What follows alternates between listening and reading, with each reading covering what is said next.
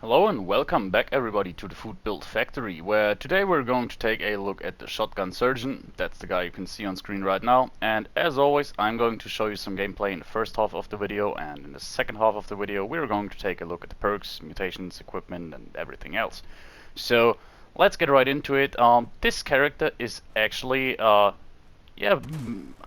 pretty sure none of you know it, but there's a slight chance that maybe some of you do, because it was actually one of my very first builds. Obviously not exactly the same one, quite different in fact, but yeah, the whole premise is relatively the same. Basically we are playing as a shotgunner, and in addition to that we are playing as kind of a team medic. Um, Definitely a character that's completely viable for solo gameplay in my opinion. But we changed a few things. Now, the first time when I made this build, like probably something like 1.5 years ago at this point, I was using a Medic's explosive double-barrel shotgun and was obviously using VETs because, you know, we were using the Medic's effect. Because, yeah, I wanted to show how effective the Medic's effect is on shotguns. And yeah, in addition to that, it was obviously kind of good for a support character. In my opinion, shotguns are pretty much the best support class if you want to play in a team and want to play as a supporter. For the simple fact that, yeah, you have very good crippling abilities, meaning that you can actually bring something to the table that your teammates will notice by crippling tougher enemies. And in addition to that, yeah, they synergize very well with stuff like, as I said, the Medic's effect. But on this occasion, the weapon we are using does not help us in that regard. We are fulfilling our Medic's role of the game simply by using perks, Field Medic to be more precise, and specializing into making our Stimpaks very effective. That's basically the main premise of this build. But just doing that, I mean, it works. You can just speak with your teammates, and whenever they need a Stimpak, you can just use one, given that your health is low enough, or you actually had some damage to your health being done in order to use a Stimpak. But yeah, this one here is basically made to burn through Stimpaks all of the time, which sounds like a pity excuse for a bad character, but it's not really the case on this occasion. What I mainly wanted to do is I found this here instigating last shot faster reload double barrel shotgun, and yeah, this is a weapon I was really curious about ever since the last shot effect was introduced to the game. For those of you who don't know, the last shot effect was added like a few months back at this point, and it was a curious addition, but turned out to be really bad. Now, what it does is it gives you a 25% chance to deal double damage on your in the last shot of your magazine. Now, there's obviously a ton of weapons where this is like wasted immediately. Talking about pretty much every weapon with more than maybe 5 shots in the magazine, because to be honest, dealing double damage, even if it was 100% sure, on a 50 cal weapon, for example, or anything like a heavy gun or a rifle, it's just not going to happen all that often. And the fact that, yeah, it's just a 25% chance doesn't really help it either.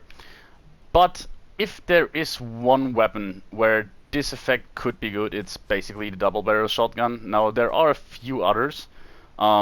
Talk about stuff like the harpoon gun and so on, but basically Bethesda removed the ability for the last shot effect to drop on single shot weapons. Stuff like black powder rifles, the harpoon gun and so on. So therefore, yeah, those are off the table. And I think nowadays that, yeah, as I said, the double barrel shotgun is probably the best example of a weapon where this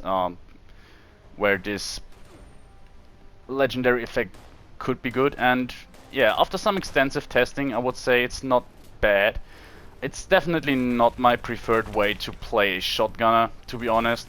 But if you want to do a free aim shotgunner, using no VATS, that is, it's actually performing rather well. Now, I had the slight suspicion that an anti-armor one would probably, an anti-armor shotgun would probably perform pretty similar, and by sheer coincidence, I just got a anti-armor limb damage faster reload double barrel shotgun from Murmur, like 2 days after I started working on this build here. And comparing them, I do have to say that I think in my opinion the instigating last shot version worked better, surprisingly. So yeah, I'm really enjoying the weapon. It's by no means a meta weapon or something, but it's a lot of fun to use. Definitely a nice kind of gameplay, really action-packed. Feels a little bit more FPS than you usually feel when you're playing Fallout 76. I mean, simply by the fact that we're not using VATS, that's always kind of a refreshing playstyle. It's, yeah, as always, when we are not using VATS, it's not the most ammo efficient way to play the game, but I think with shotgunners that doesn't matter too much because I think shotgun shells aren't too hard to come by, and in addition to that, yeah, especially since we are using this double barrel shotgun, our amount of shots we're taking is toned down relatively efficiently. So overall, we're really not burning through too much. Basically, when I started using the build, I was using a prime receiver just to test things out, and never really showcased a prime receiver on a shotgun on this channel. And yeah, I crafted something like 1,200 rounds, I think it was. They're super reliably to farm in daily ops, given that you have daily ops that you can actually manage, that is. So yeah, on occasion you drop like 16 to 20 shots of ultrasight shotgun shells from enemies in daily ops while needing like 2 or 3 to kill them. So yeah, definitely something I can recommend to try out. And yeah, then I burned through another like 2,000 or so standard shots, just leveling up the character the way I wanted it. And now, for the first time, basically, we are using custom worlds to record the video, just because I wanted to went back to using the prime receiver, but didn't really feel like wasting the flux just for the video. I basically left all of the combat options on default. Like, the only change I made to this custom world is free crafting. That's it. So yeah, I mean, in terms of gameplay, you will not see any difference to a standard world. I think you just have to believe me. I mean, I could by the end of the video show off the settings, but I think that's kind of boring, and I have no reason to lie to you. It's not like I pumped up the damage numbers or so that we're super effective or anything. I think you see that the build is performing well. It's a lot of fun, but definitely just something you want to do to have a little fun, not because you want to do boss battles or anything. And yeah, that's just doubled down by the fact that you are really burning through stimpaks. But this was a little bit of a deliberate choice, because if you are an endgame player and you have like multiple characters, it really, I mean, it's not a problem or anything, but it's a very common thing that people start to stack up on stimpaks. Like, a good build, especially if you have a stealth build or something like that, yeah, you just start to hoard a ton of stimpaks that slowly start to give you a lot of weight, and selling them is an option, but yeah, I'm not sure about you, but I always feel like bad in selling stimpaks in a Fallout game. So yeah, I just wanted to burn through them, and funnily enough, I still gained stimpaks somehow using this build. Not sure how that exactly happened, because yeah, we're burning through a lot of them. Basically, the whole gameplay loop with this character build here is that during fights we constantly lose our health up to the point where we are at 40% health, and automatically use a stimpak, which immediately heals us completely, very fast in addition to that, and would, if we were to play in a team, also heal our teammates. It is more effective than a medic's build in my opinion, just because it works more reliably. The radius in which your teammates can move and still be affected by the perks seems to be higher than when it comes to medics. And in addition to that, the medics effect seems to be not working a lot of the time. Now it works rather reliably for yourself, healing yourself that is. But for some reason I found that, yeah, I often had trouble healing teammates when I was in a public team using the medics effect. So yeah, I think overall if you want to go for a support character, while the medics effect would definitely be the cheaper option, this one is most likely the better option. And yeah, that's basically it. Now in terms of damage output, you notice that I haven't really talked a lot about the weapon itself.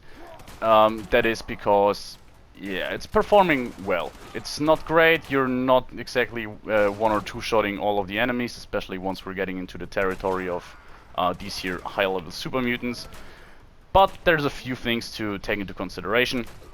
Mainly that, yeah, if you follow the channel, you know I'm not basically a very good FPS player, so my manual aim is pretty terrible at times. I mean, even yeah, sometimes I get a lucky shot, lucky headshot in, but yeah, I just am not good reliably hitting heads. Simple as that. And yeah, if you manage to do better than me, that basically just makes the whole build way better. Not sure, by the way, why I picked up this here weapon, because yeah, as I said, we are on a custom world, so it's lost anyways. We're not over encumbered though, so fuck it. And yeah, I was really surprised now. Two big game changes for me was where that first I didn't use adrenaline, which yeah, you know me, I often use adrenaline as all of the other people do. I try to get away without it, and on this occasion I thought that it would be a good idea, or maybe a possibility, to just not use it. And for some reason this character here really was way better once I started to use it again. And in addition to that, I do have maxed out taking one for the team. I have that maxed out due to the fact that I am playing on a custom server where I can just scrap all of my perk points basically and just max out that perk card. And yeah, having maxed out taking one for the team is just very powerful and really makes a big difference. Synergizes very well with the kind of gameplay we are trying to achieve here, meaning that we're actively trying to get hurt all of the time. So yeah, there's a very good chance that enemies we do fight are already fighting us, and therefore we do get the bonus from taking one for the team. These are basically the most important ones. And now I should start talking about the main thing about this build here, which is actually just showcasing the effect combination on this weapon. Now, faster reload, I think there's not a lot to talk about here on a double barrel shotgun. Faster reload is probably always the best option you do have. Maybe if you have a quad explosive version that you want to use in VETs, I would prefer less VET cost, but other than that very specific version of the weapon, yeah, I think faster reload is just the best tertiary effect you can get for this weapon, for obvious reasons. And the instigating effect, it's by far not as great as it once was. I mean, it was always kind of niche because, yeah, it didn't really have a role to play when it comes to boss battles or tougher enemies. But especially nowadays, since it's additive, it's not too crazy. However, seeing how we do have 2 shots per reload, yeah, our first shot actually has a chance to really damage our target pretty well, and the second one has a similar chance. So yeah, overall this combination works out very well. And one thing I gotta say is, in terms of the last shot effect, I really had a tough time confirming a lot of my suspicions about the effect due to damage by using damage numbers. Um, I actually to this day can't really 100% say that the perk works actually. Um, just because, yeah, using shotguns already is a bit of a mess when it comes to the damage numbers, just because they overlap so much, as you can see here. And somehow I never really, yeah, I mean I played the game without adrenaline, without tenderizer, and all of that stuff, just so I could make sure that if my damage numbers increase, it would be due to the fact that, yeah, last shot effect kicked in. But yeah, since our first effect gives us unreal damage, so to speak, yeah, it's kind of hard to verify specific things. But overall, I gotta say, yeah, as I said, play the game with an anti-armor version with limb damage.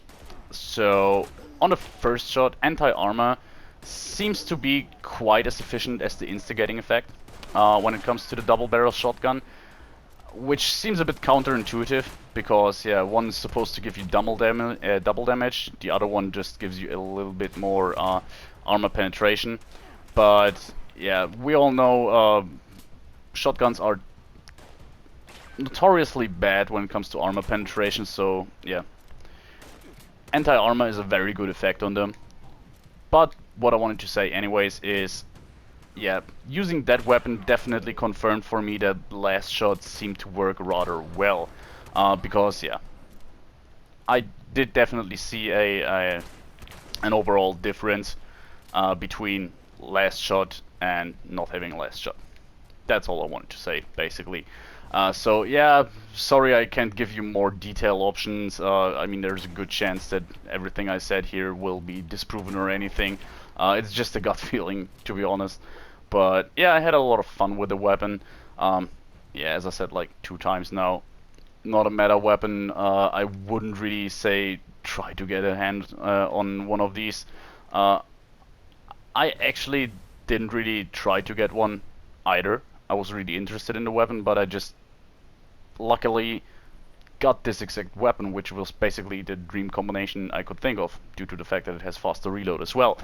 So yeah, I figured I had to make a build around it.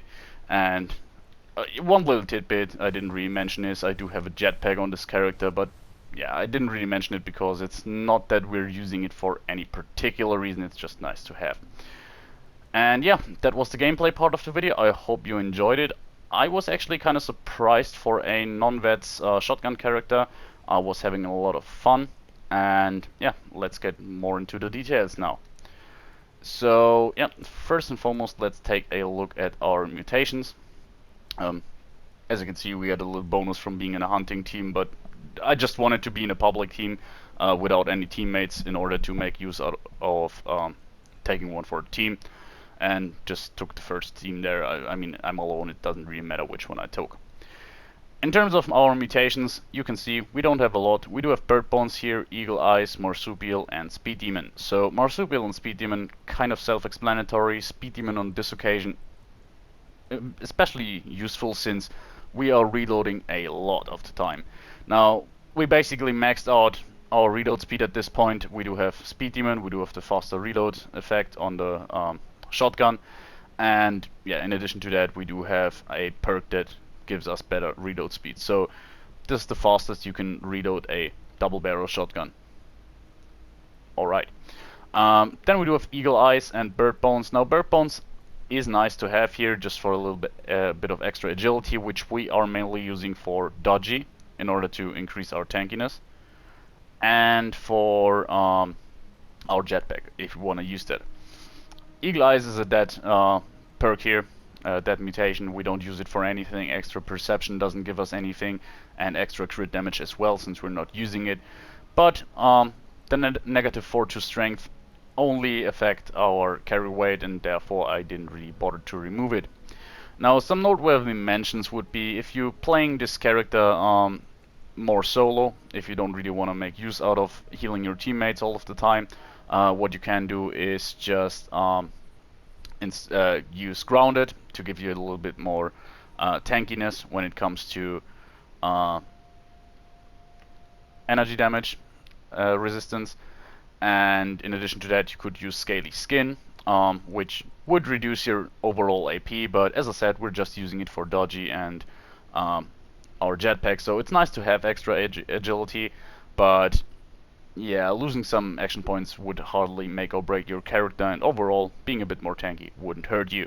The reason I didn't go for it, as I just said, is I deliberately wanted to be hurt quite a lot during combat, so that we're actually using Stimpaks rather often. And that's basically the case, just to have a constant healing on our team, basically. So that was it in terms of mutations. Not a lot to say here. Pretty much nothing you definitely have to avoid here. I mean, I wouldn't use talons or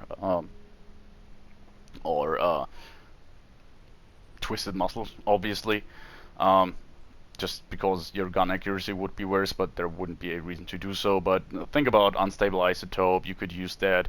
You could definitely make use of electric charge. Yeah, there's a ton you can use. You just don't have to. Now it gets a bit more interesting, and this is basically the centerpiece of our build here, and yeah, the most interesting part about it, really, the weapon. An instigating, last shot, faster reload, double barrel shotgun. In terms of modifications, you can see we do have a prime receiver here. There's no damage difference compared to the hardened receiver. It does the same damage, unless I'm really wrong here, but I'm pretty sure. The only difference is, and the only reason I wanted to use it is Scorch Beast. Pretty straightforward. Extra damage to Scorch definitely helped us fighting those. And overall, I think if you are an endgame build, it's probably even the more sensible option to go for the prime receiver, because as counterintuitive as it seems, it's more ammo efficient that way. You get more returns when you're fighting enemies or killing enemies in daily ops. So it's actually really reliable to farm ultracite shells, as I said earlier. And in addition to that, even if you want to craft them, I had Ammo Smith and Ammo Factory at rank 4, I think it is, out of 5, or rank 3. And I could make like 172 rounds a go. Fluorescent Flux, I think it is. Don't quote me on that though. But yeah, it's rather easy to keep stock on ammo. That's all I wanted to say. Then we do have a true long barrel just for better hipfire accuracy, just to make our weapon more precise. Basically, reduce the spread when we're not aiming down sights. And we have a stabilized stock, just because I like the look of it. Reducing the recoil doesn't seem too necessary on this weapon, given you're just having 2 shots. But it definitely makes a little bit of a difference, especially if you're aiming for the head. Yeah, firing off 1 shot means that you're not hitting anything on the 2nd shot in a lot of cases, unless you're having stabilized stuff, makes it more controllable. And in terms of sights, yeah, I just went for glow sights because, yeah, when it comes to the double barrel shotgun, I just always think that looks best. I just like it a lot. I don't really think a reflex sight does a lot for us here. It would overall be a little bit of a better option still, just because I think it further improves our accuracy and our spread if we're aiming down sights through a reflex sight, but I liked it that way, and that's why I went for it, and we don't really need it for bats, so therefore, yeah, I took the chance and used it that way. And yeah, that's it. Not a lot to say here. In terms of condition, this weapon is great. We don't have gunsmith, and this thing holds forever. You can play like a week or so and not having to repair it, which is nice. And yeah, that's it. Think I said a lot about the effects, so not a lot to say yet. In terms of armor, we do have a set of Secret Service armor. What I wanted to go for here is 1 piece of Exterminators, Ghoul Slayers, Mutant Slayers, Troubleshooters, and Zealots. So, unless I have forgotten something, I think the only thing that's not here is Assassins, giving us a minus 15% damage from all damage sources except other humans. I mean, it's pretty much a gamble between Zealots, Ghoul Slayers, and Assassins, in my opinion. The most important one for me was Mutant Slayer and Troubleshooters, just because I find those enemies to be the ones I encounter often, and they can trouble me a lot. And yeah, even 15% less, that really is noticeable overall. Yeah, ghouls aren't particularly crazy in terms of damage outputs, and so are Scorched. The thing is, Scorched also are all the beasts that are Scorched, so especially if you are at events like Scorched Earth, this effect still has its value. And lastly, Exterminators. Arguably you could not use that either, but it helps against Mirelurks and so on, and if you're fighting Mirelurk King or Queen, yeah, can definitely help you. Looking down, you can see that, yeah, we're not having crazy high damage and energy resistance. We're only at 259 damage and 229 energy resistance, so we are not even in the diminishing returns part, but that just further works in with what I was saying earlier, that we want to be somewhat tanky, but we still want to take consistent damage. That's just something you have to fiddle around with for yourself, finding the sweet spot, basically. But I think this here works relatively well. I didn't feel like I was burning through Stimpaks so fast that I couldn't keep up with them. As I said, I even made a little bit of a plus, given I did a few daily ops missions lately. But even with day-to-day combat, yeah, I was keeping up with Stimpaks rather well, and yeah, that's it basically. There are other effects, but nothing noteworthy. Luck and Sentinel, which Sentinel we're not really using. Then we have Charisma and Underwater Breathing, which is Charisma and Underwater Breathing. A little bit of Intelligence doesn't hurt. Junk weight reduction is nice. Endurance, this is probably the most powerful secondary effect we do have. Yet another piece giving us Underwater Breathing, and a little bit more radiation resistance and reduced fall damage. I mean, the reduced fall damage is nice if we are using this jetpack, so that's definitely something to consider, but as I said, nothing too crazy. We do have a shielded marine wetsuit for a bit of extra strength, perception, and endurance. No particular reason here. It's a leftover from when I didn't have an outfit on this character and wanted to make a certain look. Just changed a little bit. The strength isn't necessary, so isn't the perception. Basically, the two endurance are a bit nice on this occasion, but yeah, go for something else. Either you want to really get a little bit more action points and use something like the shielded rolled ladders, but if I had to decide on this occasion, I would just go for shielded Secret Service under armor, just to give us another endurance boost. But there's just nothing we desperately need, so take that for what you wish. You can even just not use a shielded under armor at all on this occasion. Maybe even the best decision would be casual under armor or so for a little bit more intelligence. And that leaves us with the perks here.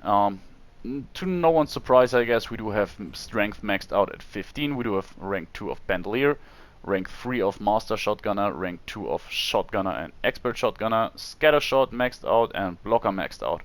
So yeah, basically I wanted to have some perks here. Bandolier is quite obvious, just to reduce our weight of ammunition.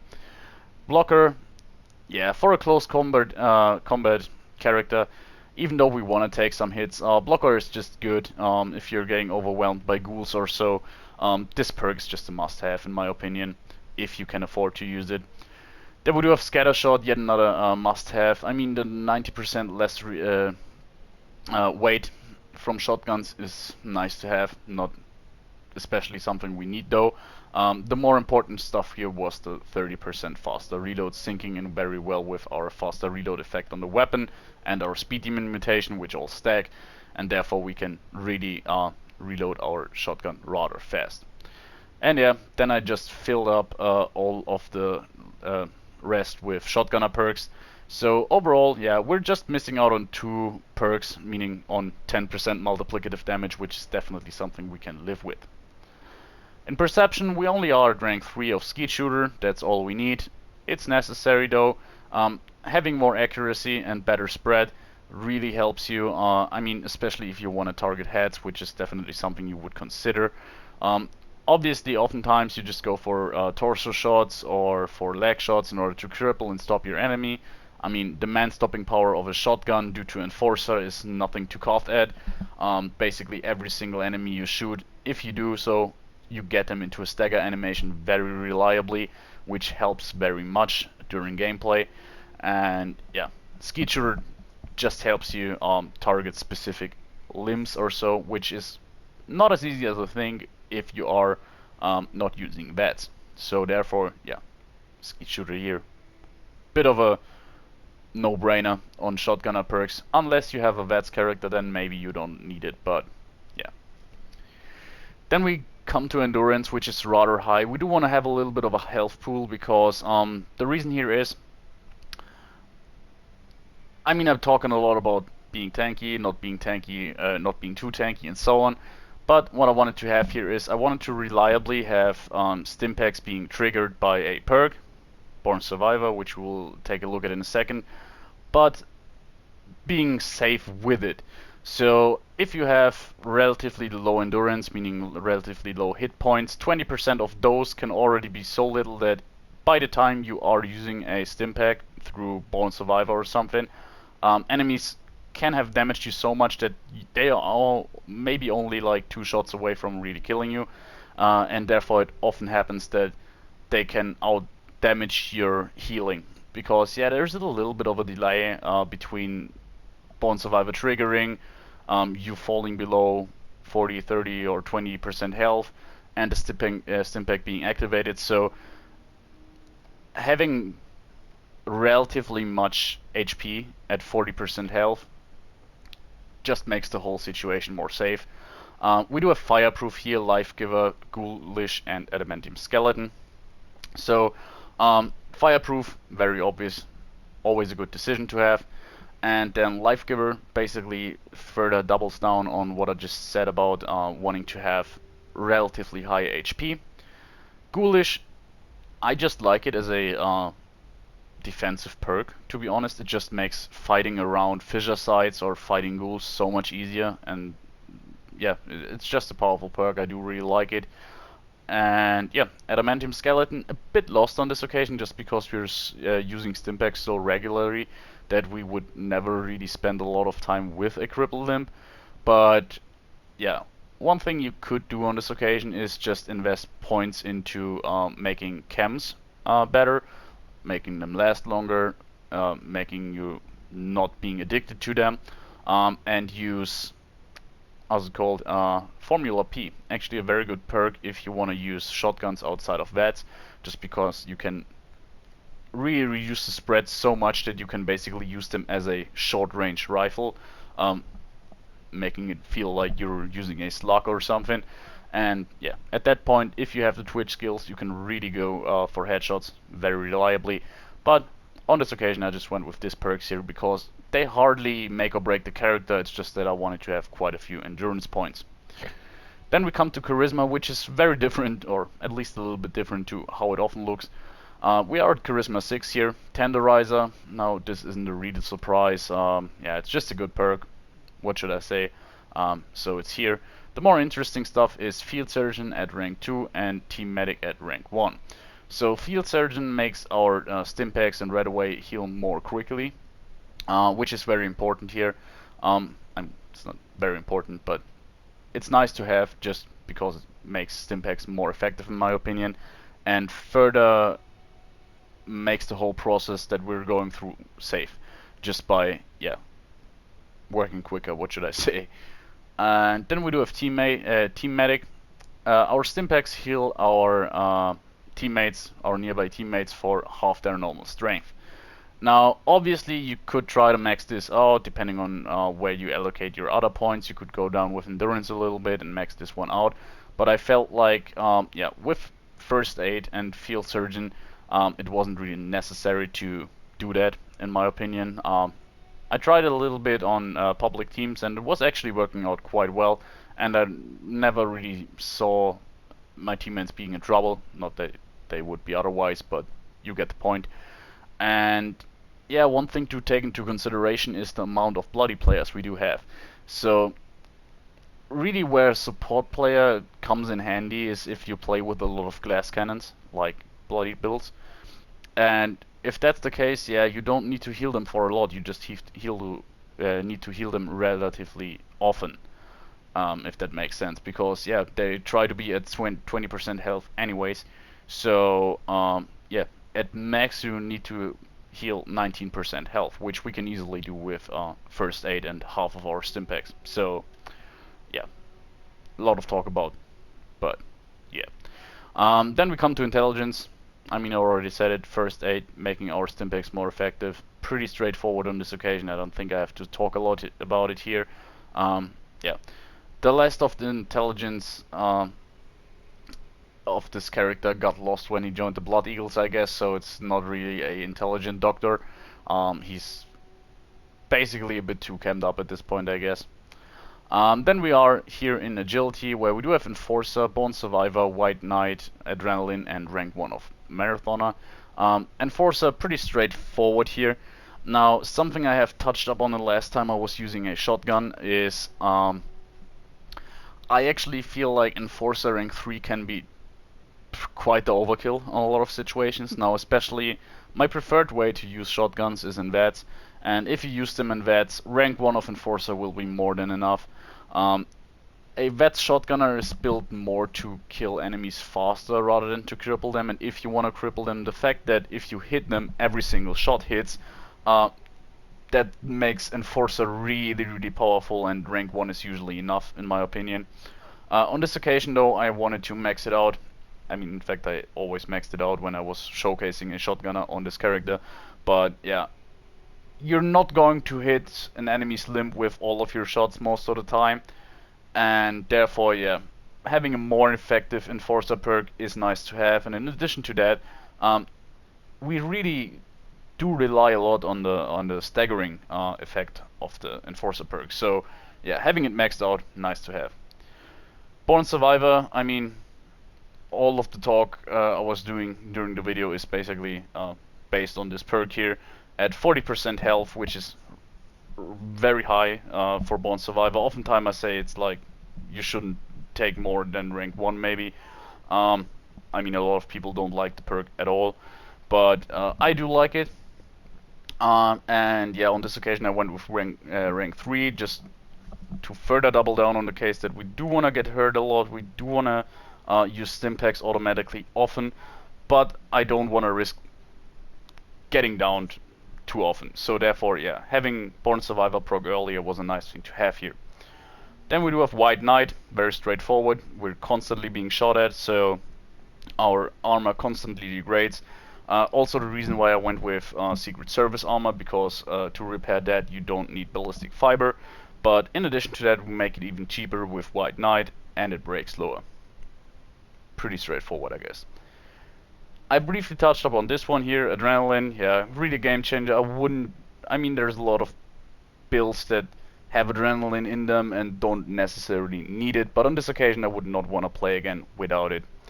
Easy as that. And I wanted to have Agility maxed out, so I went with 1 rank of Marathoner, which doesn't seem like a lot, but it definitely is a noticeable difference when you're sprinting along. And since we do have high endurance and high agility, we don't burn a lot of AP anyways during sprinting. Couple that with rank 1 of Marathoner and you can really sprint for quite a while. And lastly, we do have luck at 11. We do have Bloody Mess, Ricochet, Star Jeans, and Quick Hands. Now, Bloody Mess, definitely not necessary here. Just a little bit of a further damage boost. I actually mainly included it here because, yeah, of the chance to make enemies explode into the scory paste, which really, I don't know why. I mean, I often have Bloody Mess, but I never really notice it so much. But playing a shotgunner at this close range, you just see Bloody Mess proc more often, and you just notice it more, and it's really fun with this kind of wacky Blood Eagle character. Blasting heads off with the shotgun is just fun, I guess. Ricochet, pretty straightforward perk. I mean, it's always a good decision if you can afford it. It's just straight up 80%, 18% less damage from ranged attacks if you want to use it like that. But in addition to that, here we want to be shot all the time, basically. And yeah, it also makes it so, as far as I'm aware at least, enemies that do shoot you and Ricochet shoots them back are procced by Tenderizer, so they get 10% multiplicative damage. which will then be multiplied with 40% multiplicative damage from taking one for the team. So yeah, even more power. More power. Starch genes, what should I say? We want to keep our mutations, not get any new ones. And lastly, quick hands, which is a perk I very rarely use, but the only weapon I ever used where I found that quick hands was really doing a whole lot here is the double barrel shotgun.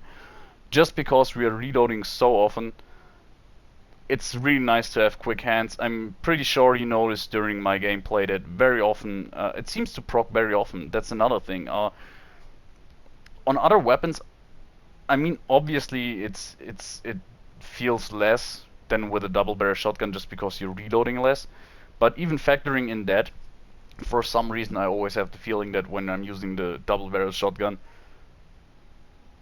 I actually proc quick hands rather often, and I would not wanna play a double barrel shotgun character without quick hands unless I'm playing one with a quad shotgun, or I really don't have the room for quick hands. That's it. That leaves us with our legendary perks, and the boring ones right out of the bat are legendary endurance, perception, luck, and agility. Just there to give us extra perk points to use, so not a lot to say about here. Then we do have Wad Rats just for convenience at rank 3, which is rather high. But yeah, as I said, I just scrapped all of my perk cards because I'm on custom worlds anyways. And yeah, therefore Wad Rats at rank 3 just for convenience sake. And then we do have taking one for the team, talked a lot about it. If we are in a team and an enemy attacks us, so not only shoots us but punches or bites us or whatever, we will then deal 40% more damage to the enemy as well as our team does, which works well for a support character, but a lot of characters or players do favor this perk here, just because it's so powerful. That's why, yeah. See that? We basically talked till dawn. Anyways, I hope you enjoyed it. I have a little bit of a gut feeling that this was one of the longer videos, so sorry about that, guys. But anyways, I really enjoyed it. If you get hands or get a cheap version, see a version of an instigating last shot double barrel shotgun in a vendor for like 500 caps or so, you might consider using it. It's a lot of fun. I would never rely on it for a day-to-day basis, but you can do it. And if you want to go for a free aim shotgunner, I would actually say it's a nice addition. And after all, you're not limited to just one weapon. You can use this for whenever you like and just use something like a quad explosive version for everything else. That being said, see you next time, guys, and bye.